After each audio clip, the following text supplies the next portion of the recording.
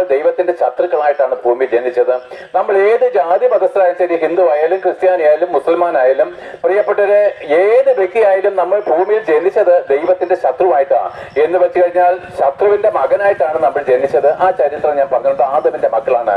ആ ശത്രുവായിരിക്കുന്ന ദൈവത്തിന് മുമ്പിൽ പാപം മാത്രം ചെയ്യുന്ന നമ്മളെ രക്ഷിക്കാൻ വേണ്ടി ദൈവം തന്റെ പുത്രനെ, പാപത്തിന്റെ ശമ്പളം മരണമാണെന്നുള്ള ദൈവ കോടതിയുടെ മുമ്പിൽ പാപിയായിരിക്കുന്ന ദൈവത്തിന്റെ ശത്രുവായിരിക്കുന്ന പ്രിയപ്പെട്ടവരെ, പാപി എന്ന് പറഞ്ഞാൽ അർത്ഥം ദൈവത്തിന്റെ ശത്രു എന്നാണ്.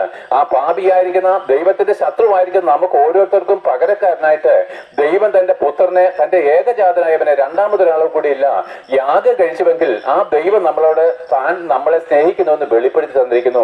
പ്രിയപ്പെട്ടവരെ, ഞാൻ നിങ്ങളെ സ്നേഹിക്കുന്നുവെന്ന്, ഞാൻ നിന്നെ സ്നേഹിക്കുന്നുവെന്ന് അനേകർക്കും എന്താണ് പറയുന്നതിന് ഒരു കുഴപ്പവുമില്ല.